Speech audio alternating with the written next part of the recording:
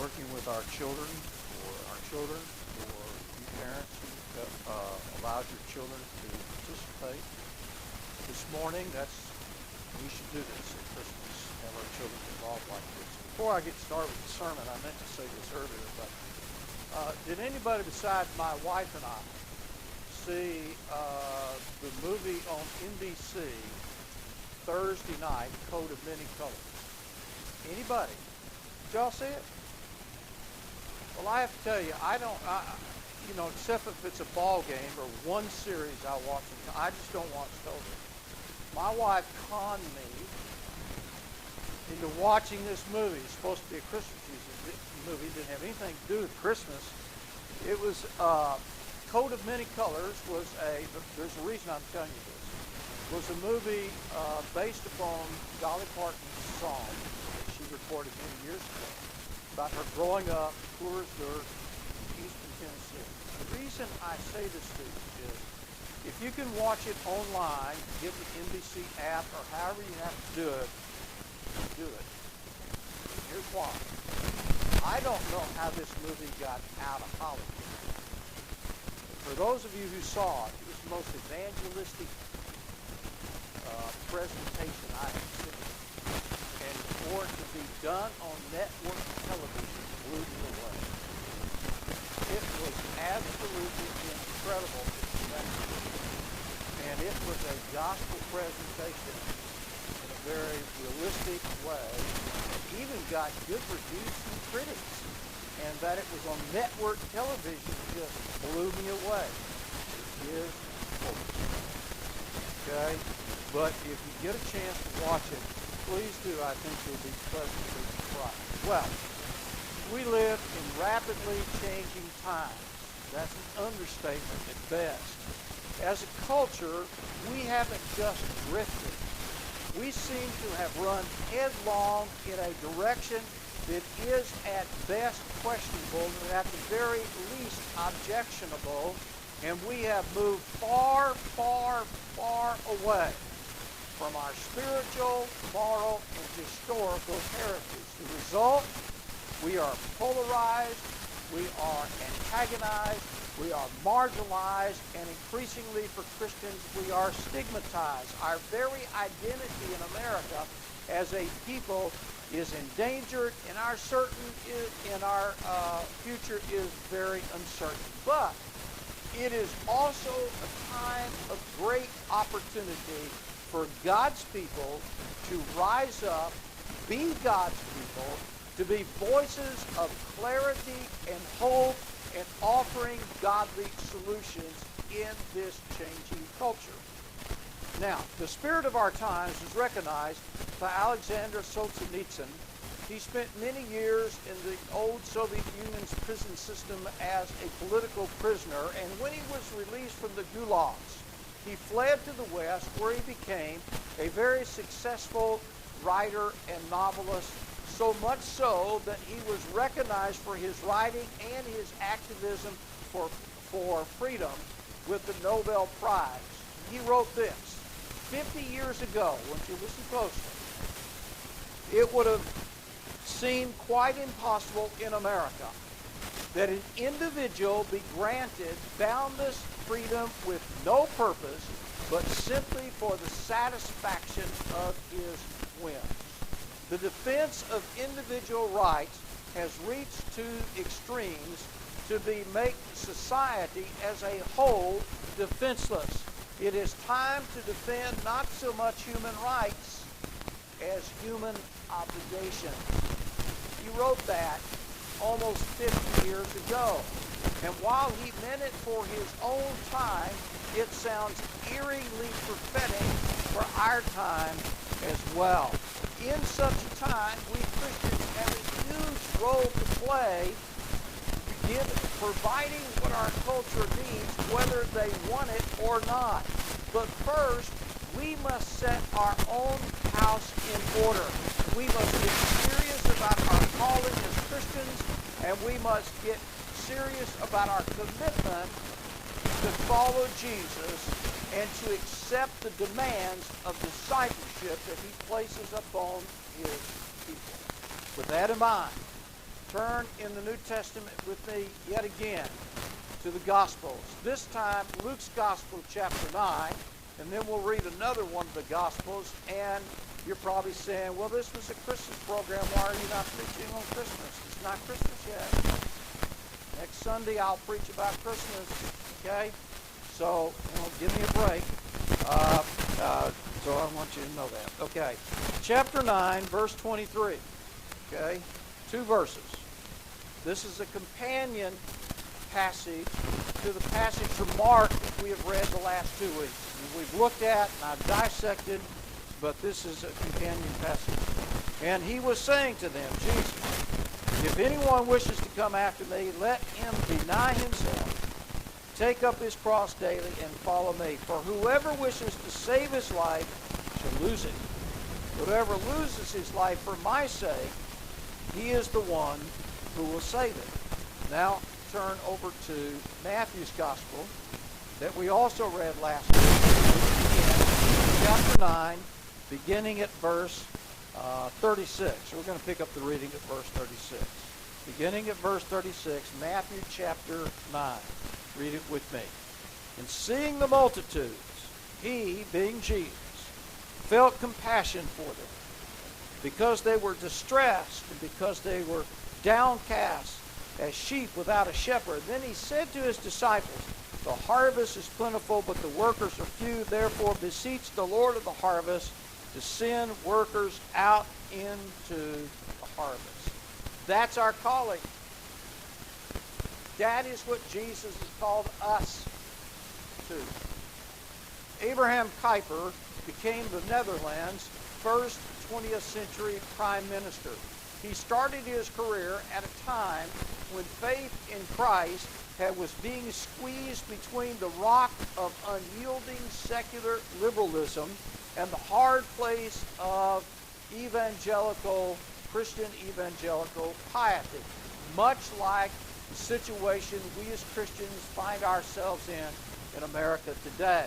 In response, Kuyper carved out a vision of faith and public life that was comprehensive, compelling, and enduring. He was known as the Martin Luther King of his people. A visionary, though never a man of ideas only, Kuyper was a dedicated reformer whose energies propelled him higher and higher onto the national stage in the Netherlands. Trained for the ministry, he moved from job to job, or rather I should say he added job to job as his influence broadened. During the 57 years of his public life, his career was phenomenal. 10 years as a pastor, 4 years as the prime minister of his nation, 10 years serving as a member of parliament, 20 years as a professor at the Free University of Amsterdam, 42 years chairman of his political party, and 47 years as the editor of a daily and weekly newspaper. Some of these positions he held simultaneously.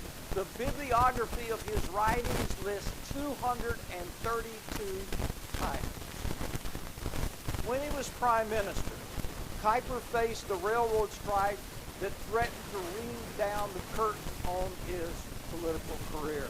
He wrote to his daughter in the midst of this crisis, living in the Dutch East Indies at the time, and this is what he said: "My calling is high, and my task is glorious. Above my head hangs a crucifix, and when I look up there, it is as if the Lord is asking me each night, what is your struggle compared to my bitter life?" His service is exalting and glorious, and it was this vision of his high calling that lay behind Kuyper's famous banner statement in which he said, "There is not one square inch of creation about which Jesus Christ does not cry out, 'This is mine. This belongs to me.'" That is the call Jesus has placed upon each and every one of us if we would be his disciples. It is a clear, decisive call. There's no in-between. There's no middle ground. There's no room for being iffy about it. That is the call to which Jesus has given to all of us who are going to follow him as disciples. So if we're listening to God, and if we don't hear him call us in the same way to a life of costly discipleship, to a life of calling, then the fact is we're not listening to God at all. Because if we're listening to God, we hear this call to meet the needs of other people. As Jesus looked at the crowd and he had compassion upon them because he saw them as sheep without a shepherd, Jesus is calling us to that same compassion. He's calling us to a life of discipleship in which we deny ourselves and take up the cross and follow him. That is our calling. We've read that for the last 3 weeks. We've looked at that. There is no other way to interpret. There is no other way to understand what Jesus meant. He was as clear as he possibly could be. And we've looked at this for 3 weeks now.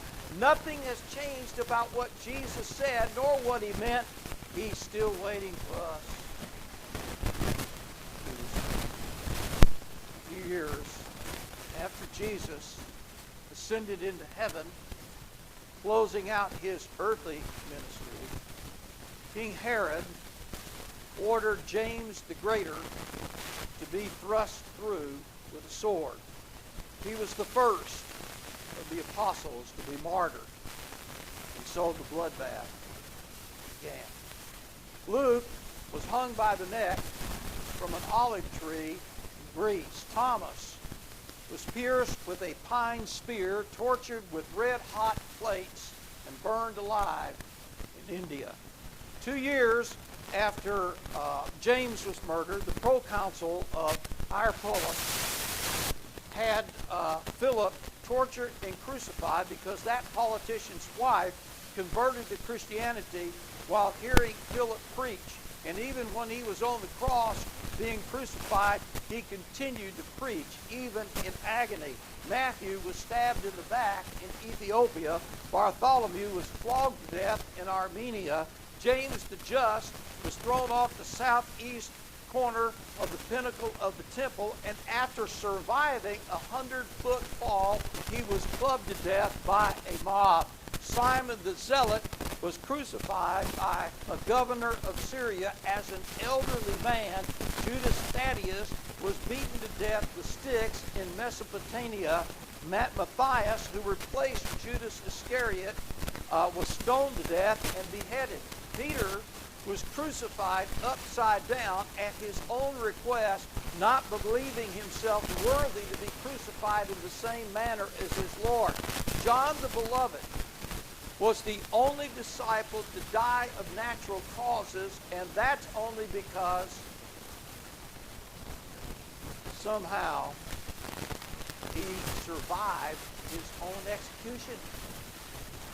When a cauldron of boiling oil would not kill him, the emperor had him exiled to an island where, of course, he received the vision of Revelation and died as an elderly man shortly before the close of the 1st century. What happened to the early disciples puts our first world problems into perspective. It redefines risk and sets the standard for sacrifice. By comparison, many of our risks seem rather tame, and our sacrifices seem rather lame. Our normal is so subnormal that normal seems radical. To 1st century disciples, normal and radical were synonyms, but we've turned them into antonyms. In this companion passage that we read a few moments ago from Luke's Gospel, having read from Mark's Gospel, the very same words for the last 2 weeks, Jesus threw down the gauntlet with his disciples. He wanted to see who was in and who was out. Or more accurately, he wanted to see who was all in. The disciples took that quite literally.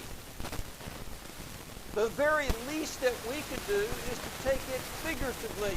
While many of us, in fact, probably most of us, will never have to suffer or to die physically for Christ, our problem in some ways seems to be even worse. We don't seem very inclined to even live. Folks, it's time to ante up.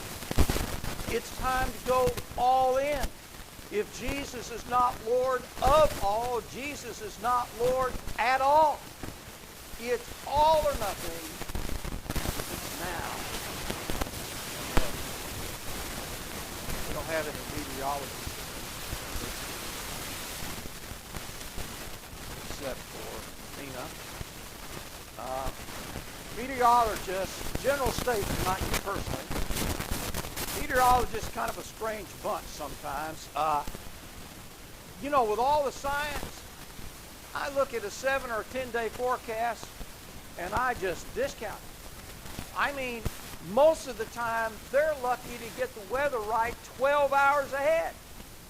With all the science, you think that. By the way, the word front that meteorologists use to describe a new weather system moving in, a front, came from World War I terminology, where the front lines of battle was. That's where they got the word front.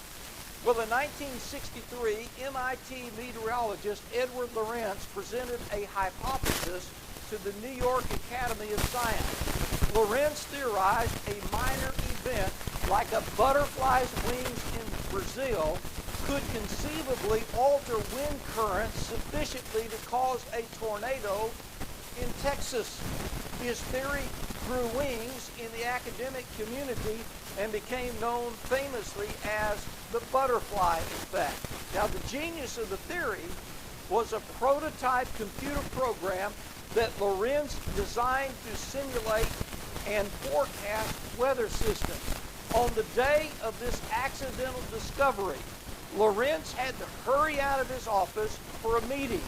Instead of entering 0.506127, the number he had used in earlier trials, he rounded to the nearest 1,000th 0.506. Lorenz figured a change of 1/1,000th of 1% would be inconsequential. He figured wrong. When he returned to the lab later that day, he found a radical difference in simulated weather conditions. According to Lorenz, the numerical difference between the original number and the rounded number was the equivalent of a puff of wind, but the net difference was the equivalent of a catastrophic weather event. So he came to a very simple but profound conclusion. Listen, minuscule changes in input can make a macroscopic difference in output. It's true in science. It's true in life. And that simple discovery has the power to change your life and mine. It can radically alter our spiritual, emotional, relational, and financial forecast. It can change the atmosphere of our families, of our marriage, of our careers, and our churches. One decision, one change, one risk, one idea. That's all it takes. Now, you don't have to make 100 changes. All that does is divide your energy 100 by 100 and results in a 1% chance of success. You have to be 100% committed to one change. One. It will take an all-out effort and will probably be the hardest thing you've ever tried to do, but that one change has the potential to make 100% difference in your life. And that one change is to be all in and to hear the call of Jesus and the cost of radical discipleship and to be all in, 100% committed, and God will not accept 99.9%. Period. After Ehud came Shamgar, son of Anak, who struck down 600 Philistines with an ox whip. That's all the press Shamgar gives in Scripture. That's all we need to know about him. One daring decision and one farm implement resulted in the deliverance of the entire nation. This one risk turned 15 minutes of fame into a model of courage that still inspires 3 millennia later. At the time, Israel was in a state of spiritual anarchy and political tyranny. They had done what was evil in the eyes of the Lord, and so judgment came upon the nation, and they were living in virtual slavery under the Philistines, who ruled by fear and intimidation. But one man absolutely refused to be ruled by unrighteousness. He decided to disrupt the status quo, and he did it with an ox goad. Next to David, Shamgar has to rank right up there with one of the most improbable heroes in all of history. And just like the shepherd turned king, the farmer turned warrior transformed the tool of his trade into a weapon of war. I don't think David had any idea when he was tending sheep on the backside of nowhere that God would use his skill with a slingshot to catapult him into national limelight. And I don't think Shamgar had any idea, not a clue, that using or driving oxen, I should say, which was what he did for a living, that God would turn his ox goad into an instrument of Israel's deliverance. Shamgar had no army, no alliance, no artillery. All he had was an ox goad. It is a long stick that farmers use to prod their animals. That's what it is. But he did not let what he could not do keep him from doing what he could. After all, God plus 1 equals a majority. If God is for you, who can be against you? Shamgar grabbed his ox goad and charged the enemy army.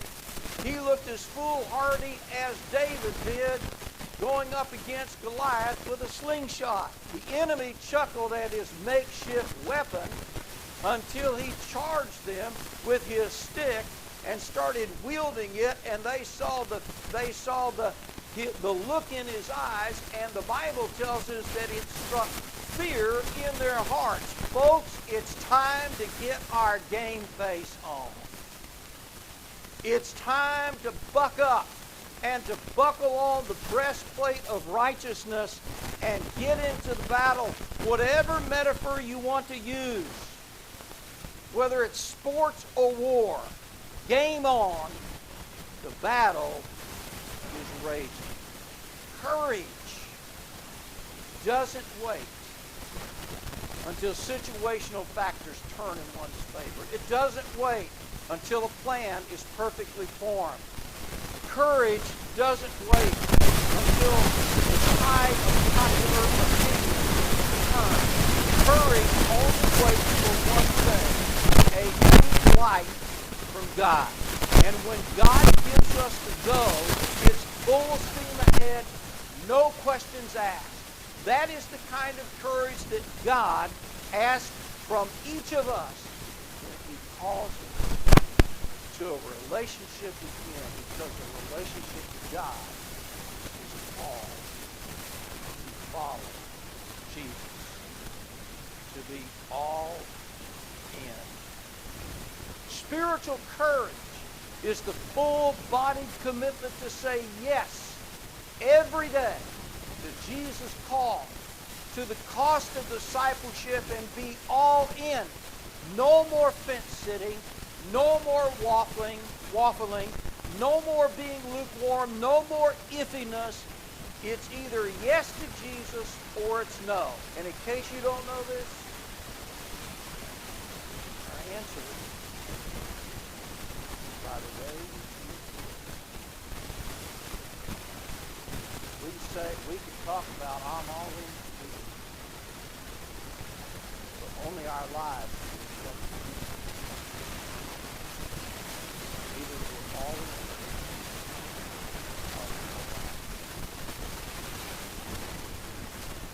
I think a lot of people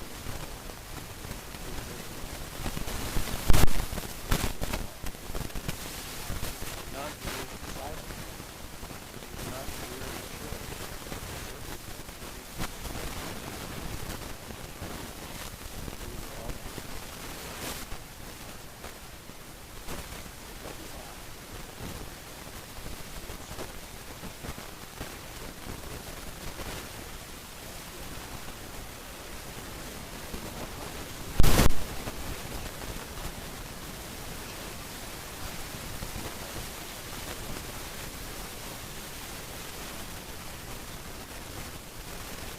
God our Father, I come to you and I'm very, very word speaks clearly to us about what you called us to do.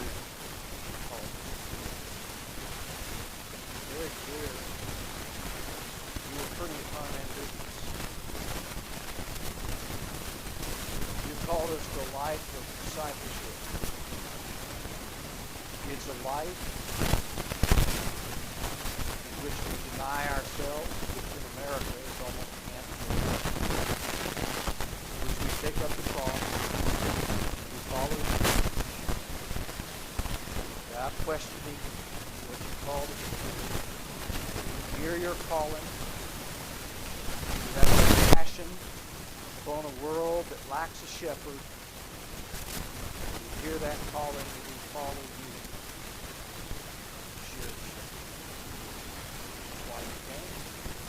Why we celebrate. Let us understand this nature in this worship. Grew up to be a man who was all in.